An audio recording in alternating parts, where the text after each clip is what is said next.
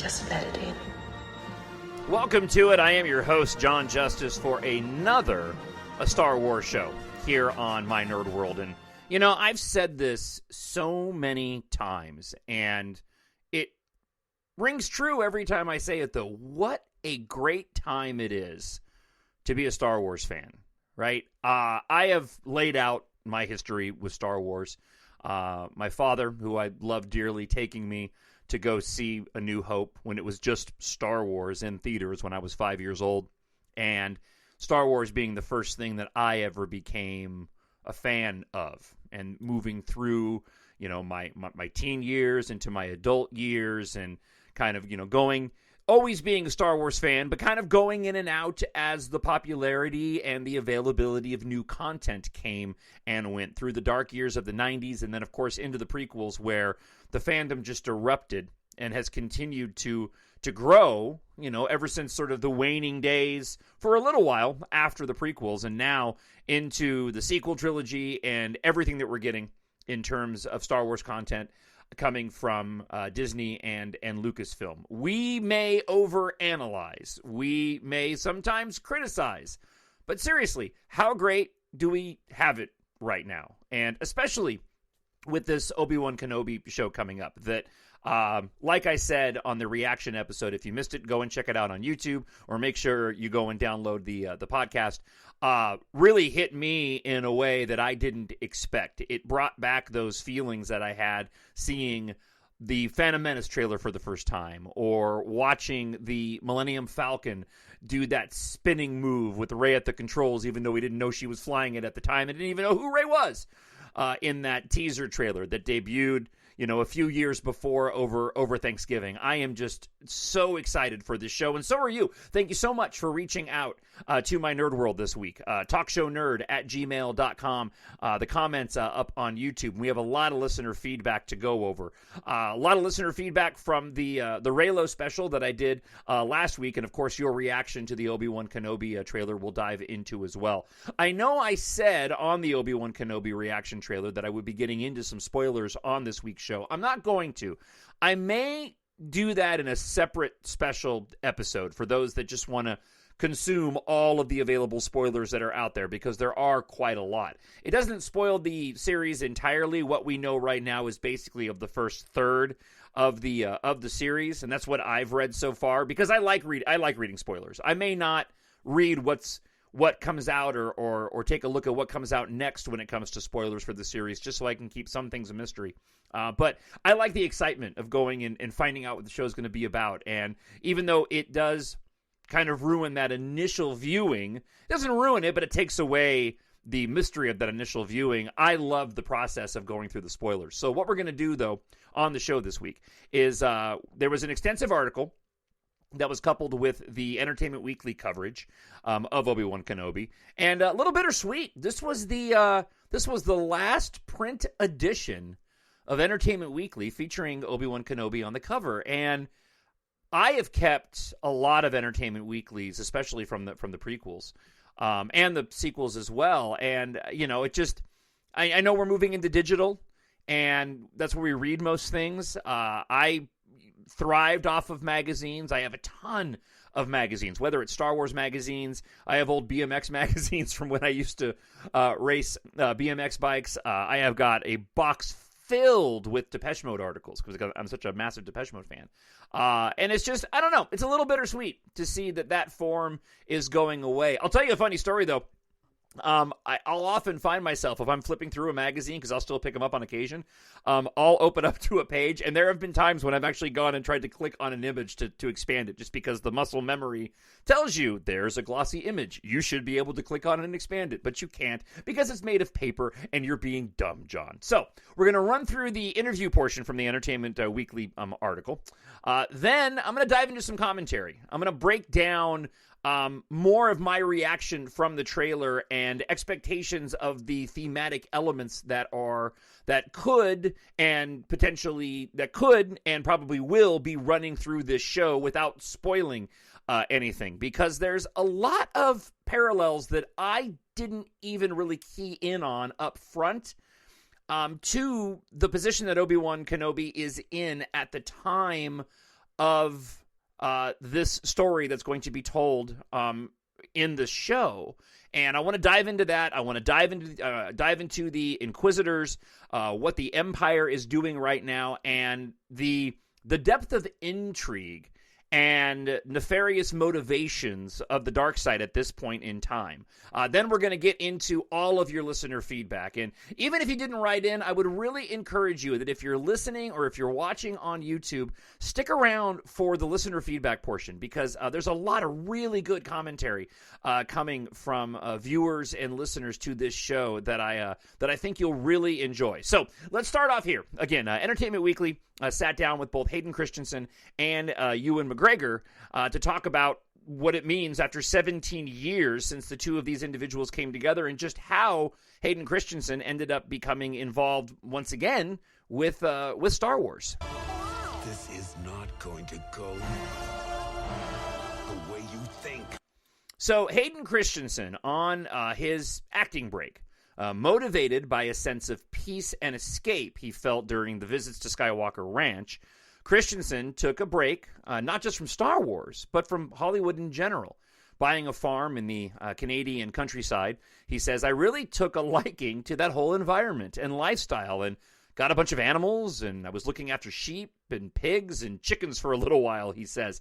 I go through periods of being very focused on my work as an actor, and then just wanting to do other things that aren't necessarily for public consumption. And I find it fascinating when you hear from actors that do like what Hayden Christensen has done, and that is, instead of being sort of at a constant state of acting, it looks like they go and they take these roles. It's their career, right? But they take these roles and they, end up having enough money to live off of for a while, and they go and do what they want to do, where they find fulfillment and joy in life. And then when they want to return to acting and they want to make some more money, they go and do that. And I imagine that Hayden Christensen returning to the Star Wars universe is probably going to set that man up for the rest of his life. On Ewan McGregor returning, eventually a meeting was arranged to see how serious the actor actually was about possibly appearing in an Obi Wan Kenobi film as part of a series of standalone movies outside of the 9-installment Skywalker saga. They just said, look, we've read that you said you'd be happy to do it.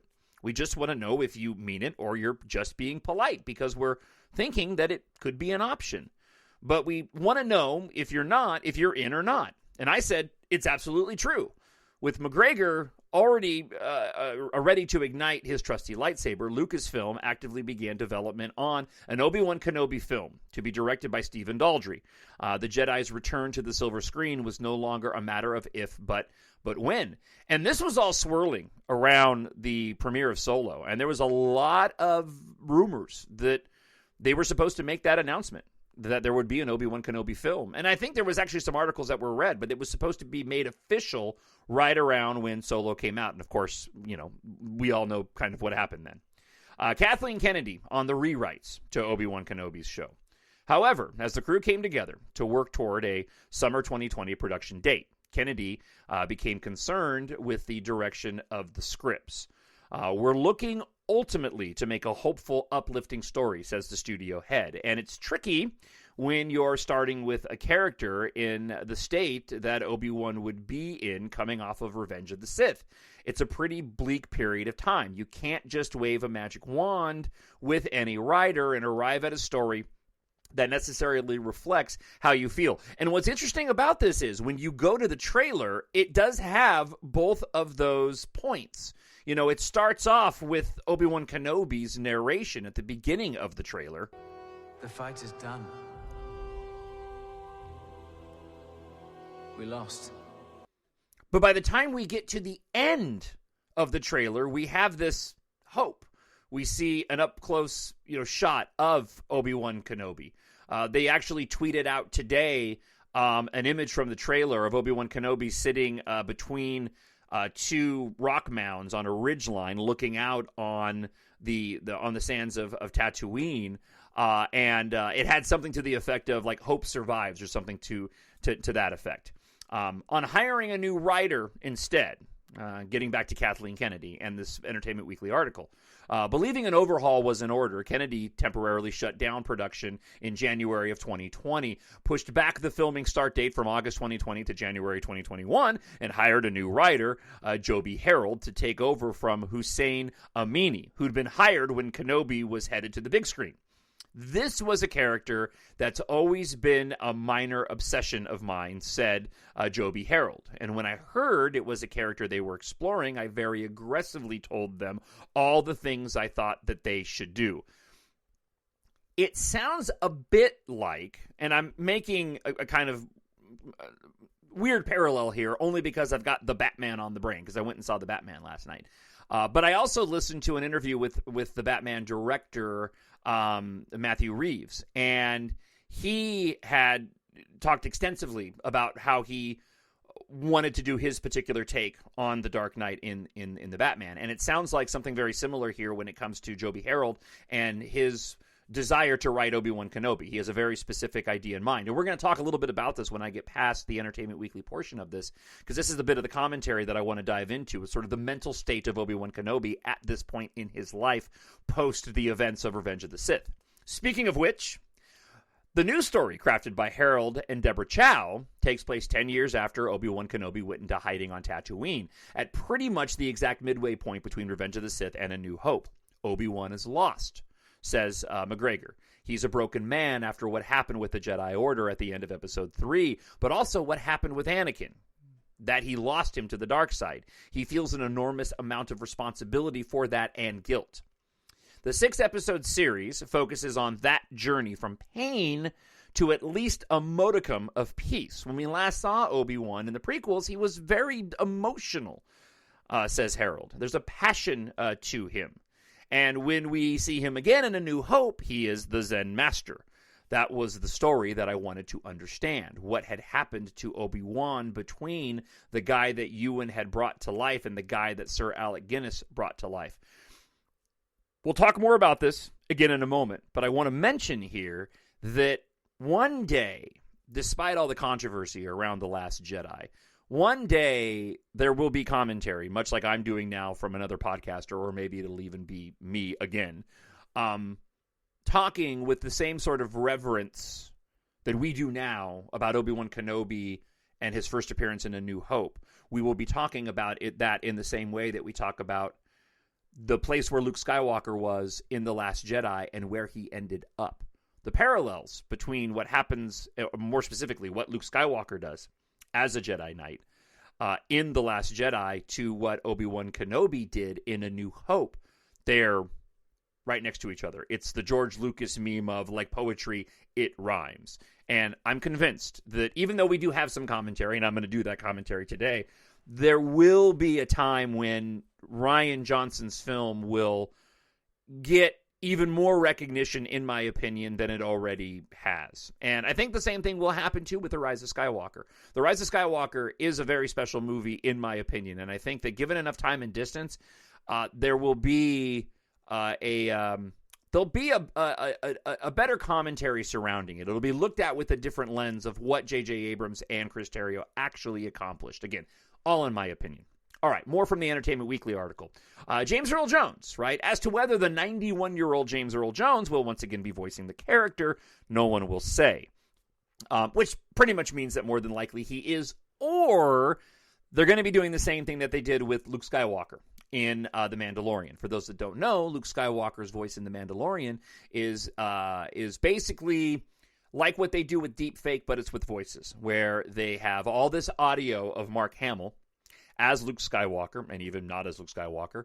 They put it all into a computer, and they're able to go and craft new dialogue based off of what they have. It's the same thing they do with the deepfake, where they have all this footage, and they're able to go and craft a realistic-looking individual, much younger, based off of this old footage. And they'll more than likely, in my opinion, do this with Darth Vader as well, and it'll probably come off a little better. I know some people complained about that the voice didn't sound quite right in The Mandalorian. And I think a part of that is just sort of the deep fake, uncanny valley. I don't know what you would call it with vocals, but I think there still is an uncanny valley there where our brains can still sort of delineate between what's real and what's augmented and what's not augmented, what's enhanced and what's not enhanced, right? There may be a point, and we're getting pretty close to that based off of what we saw of a young Luke Skywalker in the not the Mandalorian, excuse me, the Book of Boba Fett. I did say the Mandalorian, didn't I? Well, it was a Mandalorian episode in the Book of Boba Fett. They're getting closer to making it harder to distinguish, especially for somebody who may not be familiar with Mark Hamill at a young age. But there still is a bit of that uncanny valley that you just can't escape. Mandalorian cameos, possibly. The article says they're also quick to make a distinction. This would be Joby Harold and Deborah Chow, the writer and the director, between their world and the one we've seen in other live-action series so far. All of that falls within the Mandalorian timeline, Kennedy says, of a potential crossover of characters, while Chow adds that the strongest connective tissue for us is to the prequels, because that's where our characters are coming from, and that's where their stories started. So really, the prequels are the most connected to our series. And for what it's worth, even in some of the shots, and especially the shot of the fifth brother walking with the stormtroopers behind him on Daiyu, I think I'm saying that right, which has been described as sort of Reno in space, that looks very much like Coruscant with all the neon going on. Speaking of which, between The Mandalorian, The Book of Boba Fett, and now Obi Wan Kenobi, it seems that everyone in the Star Wars live-action Disney Plus universe has been hanging out on Tatooine lately. And while Chow says that there's obviously a significant chunk on Tatooine because of the nature of where the starting place is for the story, she also promises that we definitely go to new worlds. Part of what makes Star Wars is getting to visit different places, and that was certainly felt, in my opinion, in The Book of Boba Fett. It felt so refreshing in that episode with the Mandalorian to get off of Tatooine and to go to the Ring World planet and to go to the planet where Luke Skywalker was. Those were my favorite episodes of the Book of Boba Fett. As for the continuation of the series, but how long will we get to see Obi Wan Kenobi explore those different lanes and feelings? The show has been billed as a 6-episode season, but with plenty of room to play before the events of A New Hope, there could be more. It was definitely conceived as a limited series, and it's one big story with a beginning, middle, and end, says Chow. The approach has always been that it's one full story. But leave it to the studio, Entertainment Weekly goes on to say, the studio head to keep any and all options on the table. It's certainly something we talk about, says Kennedy, of a possible extension. Mainly because everybody came together and had such an incredible time. Ewan had an incredible time. Hayden had an incredible time. So certainly from that point of view, everybody involved would love to see this not end. But we have to really spend our time asking the question, why do we do it? If we were to decide to do anything more with the Obi-Wan character, we'd have to really answer the question, why? There's also a funny story about Ewan dropping his lightsaber in front of Moses Ingram, who plays one of the Inquisitors, and asked her, please don't tell Hayden because I give him so much blank every time he dropped his lightsaber. And I can envision more stories told beyond the Obi-Wan Kenobi series that perhaps don't even involve Obi-Wan. Because I think you might end up getting a little derivative if you end up having Obi-Wan having to be called off of Tatooine all the time. There's already people that are upset that he's leaving Tatooine at all. But to me, that's what lends to the intrigue of what this show is about to offer, which we'll get into in just a moment. But what you could see is more of the Inquisitors, more of the Emperor and Vader and what they're doing. And I don't think it's any mistake. Let me word that differently. I think it's very intentional that while we have the fifth brother, we do have this Inquisitor Reva and this other Inquisitor we haven't met before, and we know there are other Inquisitors out there, or at least people who become Inquisitors because of the characters that we've seen in Rebels. So one has to imagine that people are going to die. It's not going to be Obi-Wan. It's not going to be the Emperor. It's not going to be Vader. So it's not going to be the Grand Inquisitor or the fifth brother. So I think it's fairly likely that some of these Inquisitors are going to meet an untimely fate, which could bring in those other Inquisitors. And you're bumping up against other timelines of existing content. I know that I'd be all for live action Rebels, please. I think that would be amazing. I don't know how you would do it necessarily unless you told other stories in the Rebels timeline that don't conflict with the existing cartoons. Like, I don't think I would personally want to see a one-to-one redo. Well, okay, look, if Lucasfilm gave us a redo of Rebels in live action, I'd be all for it, even if they just followed the same stories. But, right, that would be a bit repetitive. So you could tell a story or a series of stories within the Rebels timeline, and you can bring those characters in. Or you could meet some of the characters prior to them meeting Ezra Bridger. There's a lot of places that they can go. And all of it's just, right, exciting. I mean, again, going back to what I said at the start of the show, what a great time it is to be a Star Wars fan right now. Something inside me has always been there. But now it's awake. And I need help.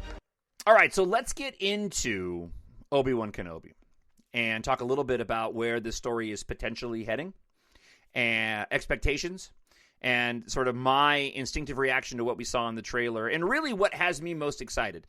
This is all spoiler-free, by the way. This is just basically based off of what we know so far, from what we've seen of Obi Wan Kenobi in the other content, and what we've seen from the trailer, and what we can extrapolate from that. So Obi Wan Kenobi is broken, right? Going back to that opening of the trailer. The fight is done. We lost. I mean, it's just brutal, right? When you go and take into totality what this character has been through, I mean, Obi Wan Kenobi is broken. They lost the war. You take his journey from the Phantom Menace through Attack of the Clones, through the Clone Wars content, and Revenge of the Sith. The man has been through the ringer. Like, it almost makes story sense that by the time we see him in A New Hope, he looks so much older than what we do in even what we've seen of him now in this Obi Wan Kenobi trailer. And I do think there's going to be some story elements that are going to lend some context to especially the battle that we see in A New Hope, right? He lost his master, Qui-Gon Jinn. He took on a defiant Padawan who wasn't supposed to be trained. He was tempted by Count Dooku. Dooku took him down twice in the films, okay? He finds out that his Padawan killed younglings and turned to the dark side. Discovered Anakin and Padme's relationship. Not only does he have to carry the weight of the galaxy on his shoulders, the losing of his Padawan, right? But now Padme is involved, and there was, for me at least, in my opinion, there was a connection there between Padme and Obi-Wan. I mean, and there were even people that were speculating on sort of a love triangle taking place there. But those moments in Revenge of the Sith, when Padme is clearly pregnant, and Anakin's the father, isn't he? Don't send me to kill Anakin. I can't do it. He's already breaking. His heart is breaking at this point in time. He's tasked with stopping Anakin. The fight on Mustafar, he maims him, but doesn't kill him. And we get that gut-wrenching Obi-Wan Kenobi moment, right? From the I failed you when they're still floating on the lava pads, to you are my brother Anakin. I loved you. He's able to escape, and now he's tasked with protecting Luke. And in what we know of Obi-Wan Kenobi, the show, he's going to have to leave Tatooine. So what is it that makes him leave Tatooine? Now, we have talked about this on the show. I won't say here because I already have a good knowledge of why that is, and I think it's going to work really, really well. But imagine the conflict in Obi-Wan Kenobi at this moment. Imagine the risk that he knows that he's taking after all of the failures that have taken place leading up to this. Again, I mean, I'm going to play it again, but this is not just it's we lost. It's more like I lost. They lost. He lost. The fight is done. We lost. Yeah, the guy's the headspace that he must be in. And I love the Obi-Wan, Rey, and Luke in The Last Jedi connections that we're getting. Jason Ward on MakingStarWars.net had made this comment, and I totally agree, that the vibe that you get of Obi Wan Kenobi on Tatooine looks and feels like, shot-wise, but also in thematically, feels like The Force Awakens. And there's a shot of Obi-Wan that almost is very reminiscent of one of the first shots we see of Rey, where she's cleaning off that part from the downed Star Destroyer, where he's there doing something, having to bide his time. You know, we see him looking out on a young Luke Skywalker.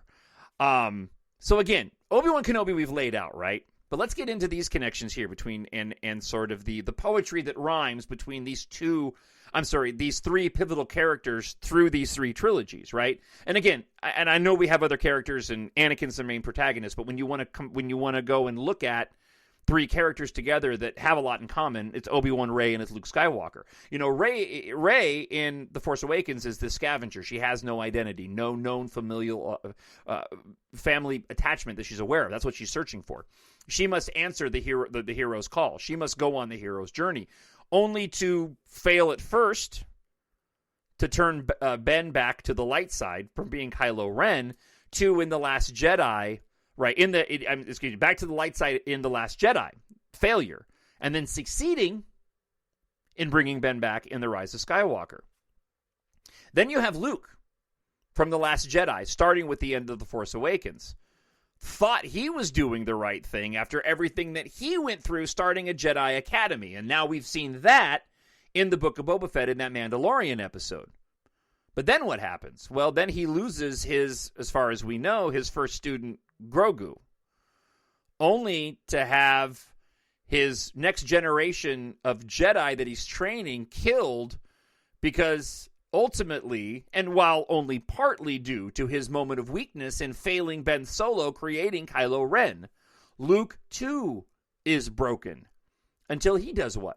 Until he goes and saves the next Jedi in Rey before giving his own life, right? Keeping Kylo Ren at bay and ultimately contributing to what? Saving Ben Solo, which is what Obi Wan Kenobi does in A New Hope. We're going to get back to that in a little bit. Right now, I want to switch gears a bit before we get back into Obi Wan Kenobi and his struggles, and I want to talk a bit about the state of the Empire and the Inquisitors coming into play. First off, I want to play you a couple of these clips because this is probably what has me most excited. This is the Grand Inquisitor from the trailer, and the delivery of these lines is amazing to me, and I can't wait. And I hope the writing sticks to just the level of the little bit that we've heard so far. Jedi cannot help what they are. Their compassion leaves a trail. So we have the Empire, we have the Rule of Two, and we have the Inquisitors coming into play, right? So because of I'm doing right again. I got to stop doing that. I had a horrible crutch in my Reylo video. Holy cow! When I went back and watched that, I don't like to edit it because I'm a radio talk show host in real life, and you can't really edit on the fly. So I was doing something a little bit more scripted than I normally do, and I didn't realize until after the video was done that I kept saying right like over and over again, and it was such a horrible crutch, and I even apologized in the comments. I'm glad you all enjoyed the video anyways, because when I was playing it back, it was driving me crazy. So, we have the Empire, right? The Empire has won. We have the Rule of Two coming into play, and therefore, we have the Inquisitors. So you can't really have Vader out doing all of the Emperor's bidding. He needs another team on the field, the dark side field, to go out and do his dirty work. The state of the galaxy at this point in time, the intrigue and the threat of the Inquisitors hunting down what they perceive as their enemy. It's not enough for the Emperor, for Vader, and the Inquisitors, these dark side users. It's not enough that the Empire won. It's not enough that their enemy's numbers have dwindled and really don't have much power, right? They have to eradicate the threat. It's very nefarious, and I mean, it's straight up evil. And I get it now, right? Especially with the voiceover from the trailer. And this is the line that just I think is awesome, coming from the Grand Inquisitor from the trailer. The Jedi Code is like an itch. He cannot help it.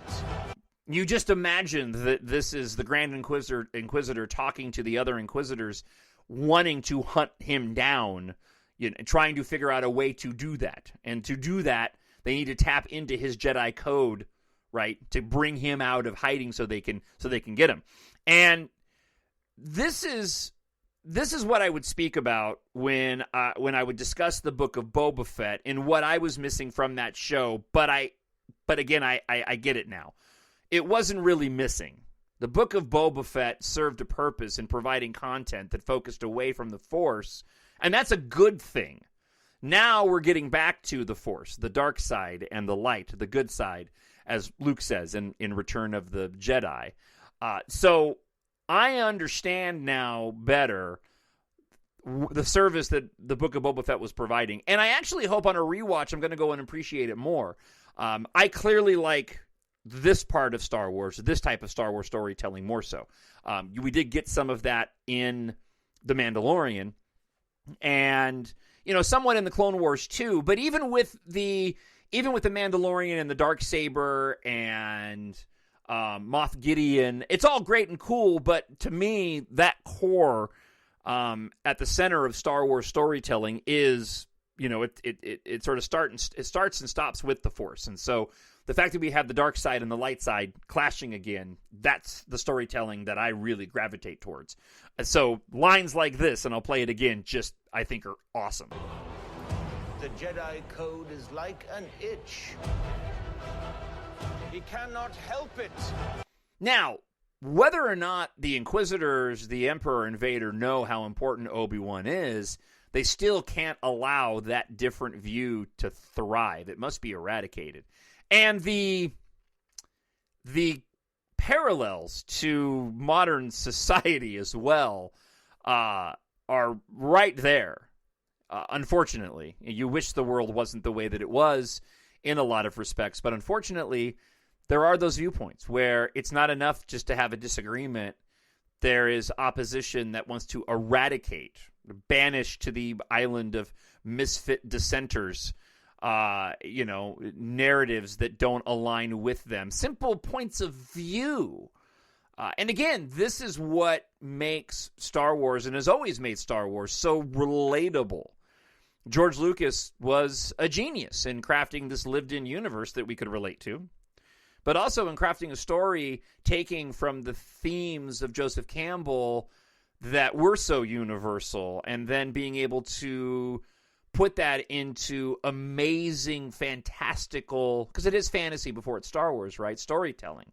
I can only dream of one day crafting a story that is, half as thematically rich as what George Lucas and those that have now come after have been able to give to us.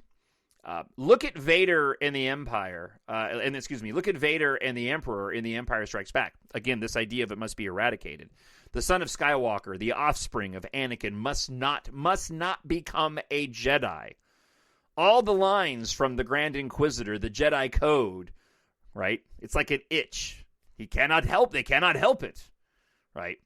And already, in my opinion, you have a setup that dovetails off of what Anakin started in wiping out the younglings and the Padawans in Revenge of the Sith. You have, you know what the threat is. Anakin started that threat when he turned to the dark side, when he became an agent of evil to the point where he killed Padawans and younglings. And now the Inquisitors set out and continue to. That's why you've got to go and watch Rebels if you haven't watched it. They continue to try to snuff out that fire in the universe. And the thematic elements that come up in the sequel trilogy, right? They're right there too, and they do not get the credit that they deserve. We are the spark that will light the fire that'll bring the First Order down. It's the spark that the First Order was trying to snuff out that was still being perpetuated by the individual who was doing it in the first place, who was the Emperor from the original trilogy. It's all great and it's all genius. I'm looking forward to seeing Obi-Wan struggle. We all struggle. One of the reasons why I think so many of us, and me specifically, why we love Star Wars is that there are so many things to take away from the storytelling that are helpful in life. I'm a man of faith. I believe in the Lord God Almighty. And a lot of what Joseph Campbell pulled from and what George Lucas pulled from are themes that are taken and are very similar to what you see in the Bible, and you can relate those things. And I've mentioned it before that when A New Hope came out, there were Christian books that were themed around the Force and making comparisons to religion at the time. But seeing that in these characters, those universal struggles, that's what Star Wars is so great at. We're not talking identity here. We're talking about universal struggles of everybody, regardless of who you are. I'm looking forward to seeing that in Obi Wan Kenobi, to see how he ends up in that place, like was mentioned in that Entertainment Weekly article, to see how he ends up in that place that we first were introduced to him, that I was first introduced to him when I was 5 years old with my father sitting in a movie theater in Rosemead, California. His struggle in his perceived failure, what draws him away from having to watch Luke. Obi-Wan discovering that Anakin has become more machine now than man, twisted and evil. And we've heard rumors, not really a spoiler, but we've heard rumors. Well, let me put it this way. We know that Obi-Wan and Vader are going to be facing off. And there's rumors they could be facing off more than once. I can't help but wonder if these two rumored altercations between Vader and Obi-Wan Kenobi will be, one, Obi-Wan Kenobi first facing off against Darth Vader, Anakin, not knowing it's Anakin, and then two, facing him again with the knowledge that it's Anakin, and setting the stage for their final confrontation in A New Hope. That's what made, and again, we're back to Rebels, that's what made the moment when Ahsoka ends up confronting Vader and Anakin, and she finds out the truth. To see that in live action, but see that happen with Obi-Wan Kenobi, take my money, sign me up. Nah, they already took my money. I got to pay a monthly fee for Disney+. I'd watch this on the big screen, though. There was an image from Entertainment Weekly of Obi-Wan Kenobi in a cave, and that could be Qui-Gon Jinn visiting him. You know, often those images, if you go back and look at when they released those pictures, those first look pictures, you'll find out that they're actually from pivotal moments in the film, not just sort of a passing shot. And there's a shot of Obi-Wan Kenobi sitting in what is his cave. Assumably that's his home now until he finds his hut that we see later on, which I imagine will probably be something that wraps up the series, is him going and actually finding a home and moving out from the cave, right? But, I did it again. I said right. So you can take away $1 from everyone. It doesn't matter. But could this be Qui-Gon Jinn visiting him? And perhaps this is where Obi-Wan Kenobi learns how to Force ghost himself. That was one of the things that I was disappointed in after seeing Revenge of the Sith, was I wanted some answers that George Lucas didn't give us. Specifically, how did they end up learning the whole Force ghost routine? Because clearly Qui-Gon Jinn hadn't learned it yet, although we saw the beginnings of that in the Clone Wars. But remember, in Revenge of the Sith, at the end of that film, he tells Obi-Wan Kenobi, training you have, learn to commune with him. Qui-Gon Jinn, you will. So perhaps that image that we saw could be Obi-Wan Kenobi returning. And that would probably, that would be a big shocker. Something I don't think that they would reveal up front. It's like if they let you know that Hayden Christensen's going to be in this to get you hyped, they leave something like Qui-Gon Jinn showing up in the series as a big reveal and surprise. And let's, before we wrap up this commentary and get into listener feedback, let's not forget as well of the genius of what happened and what Rian Johnson did in writing The Last Jedi. Luke on the Death Star watched Obi-Wan Kenobi sacrifice himself so they could escape, so Luke could live and become a Jedi and ultimately redeem his father, Anakin Skywalker, back to the good side, to the light side. Right. Then Luke does what? He does that very same selfless act in The Last Jedi. Right? Sacrificing himself so Rey can escape to become a Jedi again and help Ben come back to the light side as Anakin did before him. Obi-Wan Kenobi, the show, is really shaping up to be something truly, truly special. And I am absolutely 100% here for it. I need someone to show me my place in all this. As we get into listener feedback, please, while you're, if you're watching on YouTube, like and subscribe to the channel and share it with friends. I am trying to grow the channel as I'm trying to grow the podcast. So if you want to share the podcast with fellow fans of Star Wars, I hope that you will take the time to go and do that. So, got a lot of feedback to dive into, so let's get into it. So, a couple of questions here from friend of the show, Brian Martin. He asks, how come we never actually got a scene, before we get into the, he's responding off of the Reylo, the greatest love story Star Wars ever told, special that we did, that I did last week. How come we never actually got a scene of Palpatine returning to life in his new body? I know, of course, about Revenge of the Sith line that was reused as an explanation of how he came back, but the cardinal rule of filmmaking is show, don't tell. Look, I can't answer that question because I don't know what decisions were specifically made as to why they made that choice. Except to say that it didn't bother me any because I appreciate those moments of ambiguity in Star Wars. They don't have to, and they often don't show us and tell us everything. He also asked, why do you think the filmmakers made the decision in the first place to retcon the identity of Rey's parents from nobodies to Palpatines who choose to be nobodies? It depends on what your definition of retcon is. Again, why did they make that decision? I don't know. I haven't talked to J.J. Abrams or Chris Terrio to find out why. Except for the fact that to bring the story full circle, in my opinion, it makes sense that you bring back Palpatine. He's the one that was pulling the strings. They collaborated. SheVP had wrote a fantastic listener feedback a couple of weeks ago where she laid this all out via quotes from J.J. Abrams talking about how Rian Johnson and J.J. did collaborate in all of this. And there were pieces that were dropped off that Rian Johnson picked up and then he left for J.J. to go and finish. So we didn't know the background of Snoke, and they decided Palpatine was the way to go, whether or not that was something that was underlying constantly under their discussions that they just decided on at the end of the day. Rian Johnson didn't make it so ironclad that Kylo Ren couldn't go and say they were nobodies, they chose to be. Makes sense to me. All right. Getting into some commentary surrounding the Reylo special that I did, Belanca Salazar writes, from a point of view, I think it's beautiful. Even I still agree most part, but maybe this changes my thought about Ben Solo dying. Okay. Seeing it as a love sacrifice for Rey in The Rise of Skywalker and enjoy the sequel of how it is. Maybe in the future, we might get Ben Solo back as a Force ghost. So, Blanca, talking about obviously the desire that so many people had to want to see Ben Solo live on. And the fact that, in my opinion, I like the way the story was told and it makes sense to me, but I certainly respect and understand why people were upset over that. Because I think a lot of us would have liked to have seen what a Rey and Ben Solo life together would have looked like, for as difficult as that would have been. And there's some more commentary to this as well. J. Caval93 says, great analysis. I think the last three films are much more on the level of a Greek tragedy, or if I may be so bold, an almost Shakespearean feel to them. Yeah, I'll give it to you. Irene Davis writes in, best podcast ever, John. Loved it so much. Thank you. For me, it is the greatest love story ever told.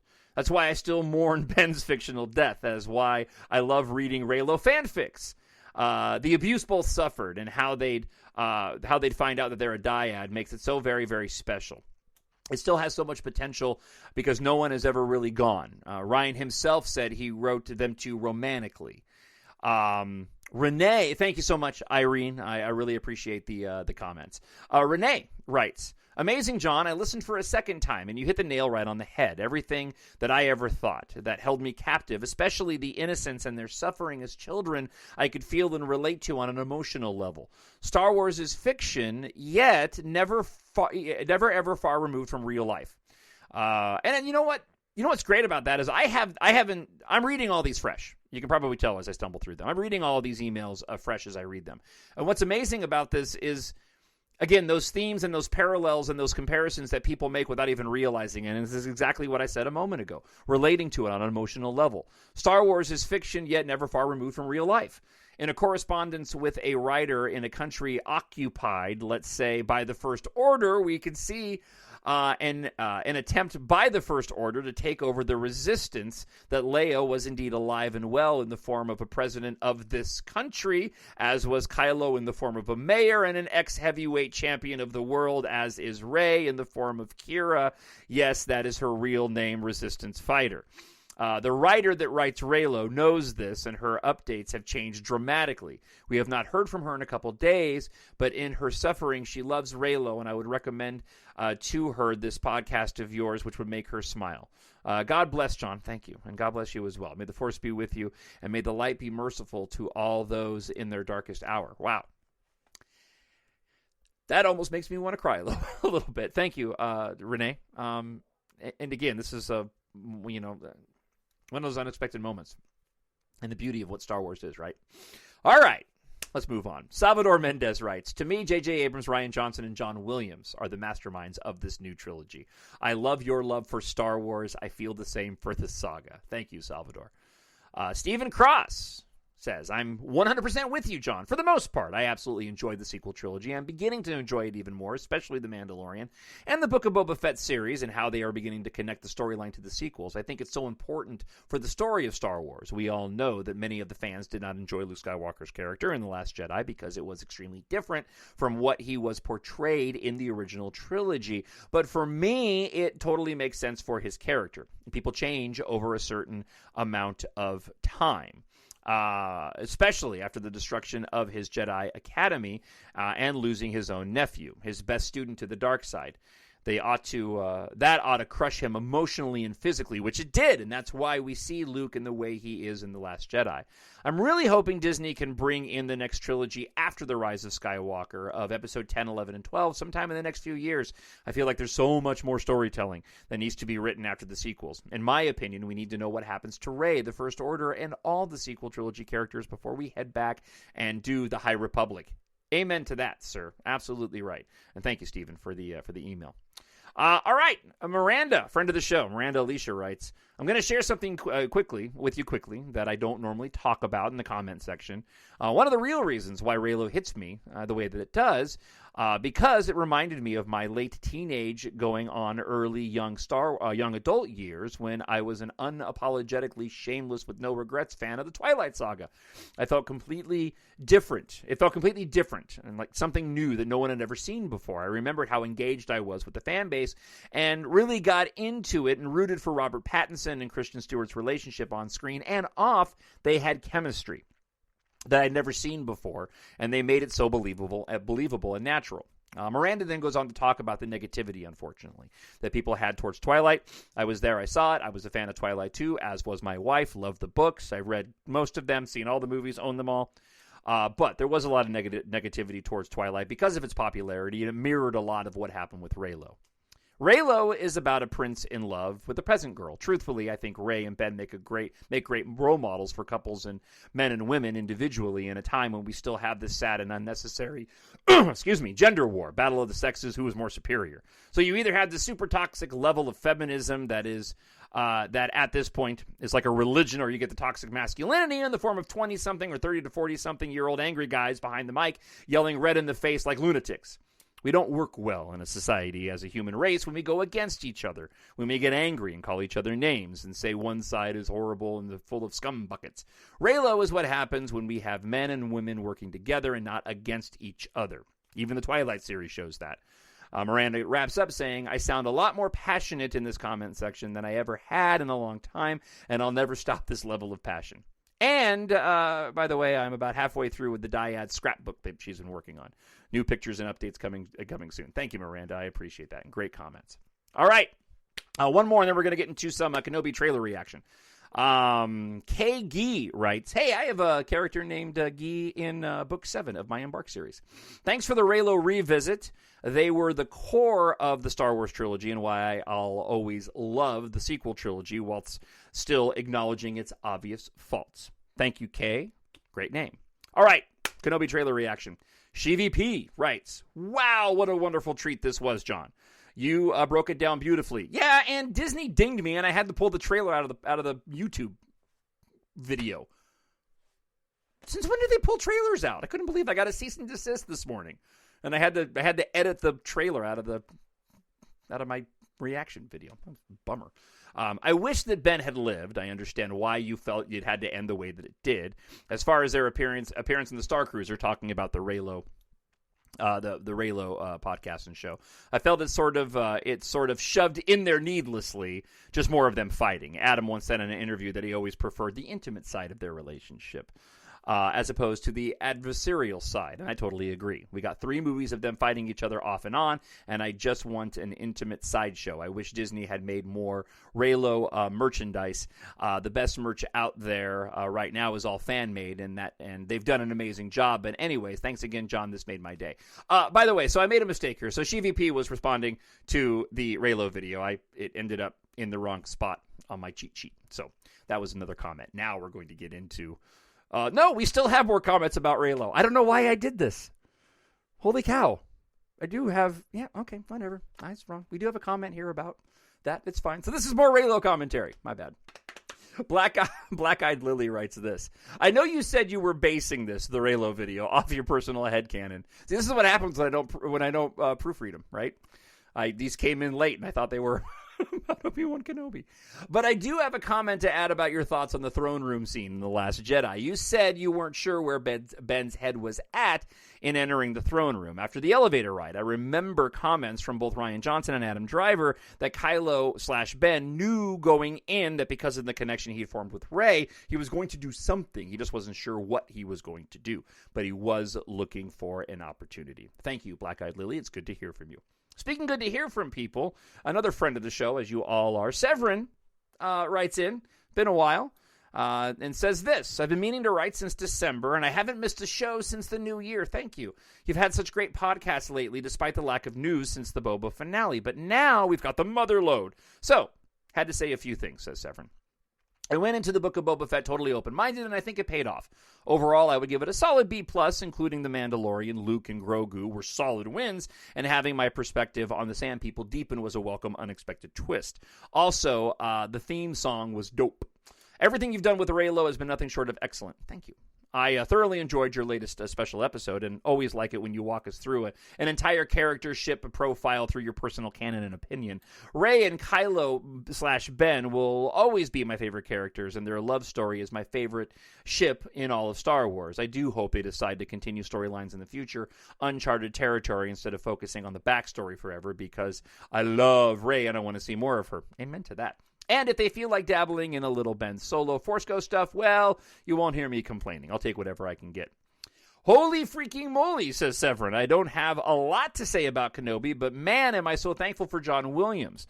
The slight splicing of Maul's theme and Duel of the Fates we hear in the trailer brought me right back to the early 2000s in the very best possible way. The show is going to be so good. I'm going to watch the trailer again. I can't stop. Please help me. I'm not really. I love my uncontrollable fanship. Please don't touch me. So, lastly, bonus question for you. Would you consider doing a special episode on Dune, especially with the connections it has to Lucas's inspiration for Star Wars? I've watched the 2001 version for the first time last week, and my husband and I were both completely floored. As a kid, I saw David Lynch's version and basically hated it, although my family and I parroted lines from it for months afterwards. So it did afford us some healthy humor, but I had low expectations going into Villeneuve's Dune. Needless to say, I was blown away, and now I want more. I'd love to hear a special episode on your experience with the books and or movies if you're excited for the sequel in the future. Hope you are well and you have gas in your car, right? Holy cow. Yeah, so listen, for those that don't know, I have a space opera podcast that I haven't done in a while, but there are several episodes out there. So if you haven't gone to find it yet, because it's not on the My Nerd World feed, you need to search My Nerd World Space Opera, a space opera show. And I think there's like 7 episodes where I do various space opera movies. And there's a lengthy one about Star Wars that's in there, The Rise of Skywalker, that's in there as well. I will do one for Dune. I haven't read the books, but I love the Denis Villeneuve version. It's absolutely spectacular. So hopefully in the next coming weeks, depending on time permitting, I'm wrapping up book 7 in my series, and I'm really focused on doing this show and getting that book done and off to the editor, and I might have some time while the editor has the book in her hands to slip in another space opera podcast on My Nerd World and do Dune. So yes, I will definitely do that, Severin. Thank you to everybody who wrote in and listened to the show. Long one this week, but I really hope you enjoyed it. And again, for those just listening or those that are listening, repeat listeners, if you want to support the show, as I always say, if you want to support the show, I really hope that if you're a reader, you'll go and you'll check out my science fiction space opera series, EMBARK. Like I said, Book 7 is almost done. I'm down to the last couple chapters of my edit, and then I send it off to my beta reader, and then it goes to my editor, and it'll be available in all of its various forms here in the next 3 weeks or so. For those that are not familiar with the series, this is the book blurb, the description for Book 1. Very simple description. The stars are within reach. Interstellar travel is now possible with global corporations D Corp and Entercon, providing air and space flight to all humanity. But when an industrial accident inside D Corp sets off a catastrophic chain of events threatening all of Earth, the global evacuation begins. Amid the growing chaos, Taft Guardia, Keith Amaro, and a ragtag squadron of pilots discover a mysterious device as the ruthless Sin Argam of D Corp, with an armada of starships at his disposal, attempts to exploit the disaster. Taft and Keitha realize that they alone hold the key to saving humanity from the tyranny of D Corp's evil leader. This is a sort of a combination, it sounds weird, but sort of a combination of your 80s, 90s romance, Star Wars, Fast and the Furious, and Ready Player One. I know that sounds like a weird mix-up, but there is a romance in the heart of this, at the heart of the story, at the core of the story between Taft Guardia and Keith Amaro. And I handle it in a unique-ish way. For those that have read the story, I think you know what I'm talking about. And I want to make one more comment, too. Well, first off, all 6 of the current books are available in ebook, paperback, hardcover, and audiobook narrated by me. The ebooks are just $2.99 each.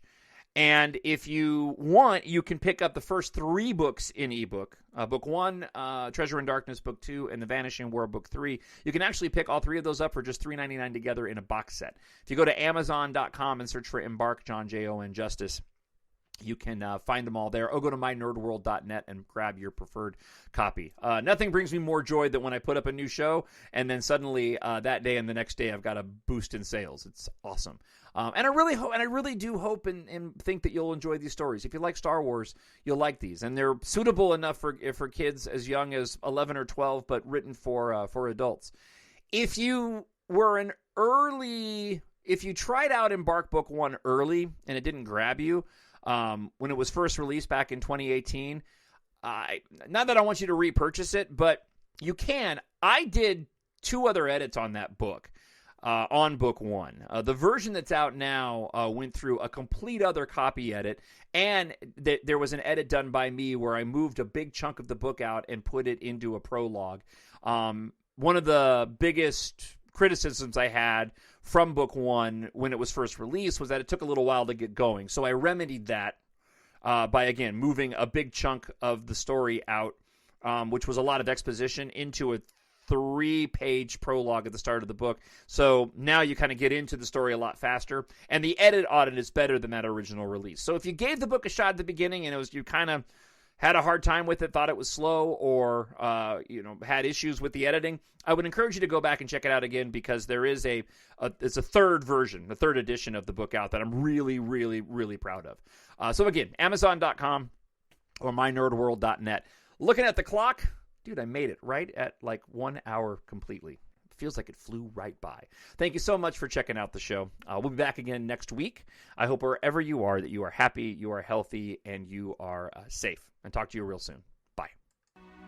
The Force will be with you, always. My Nerd World.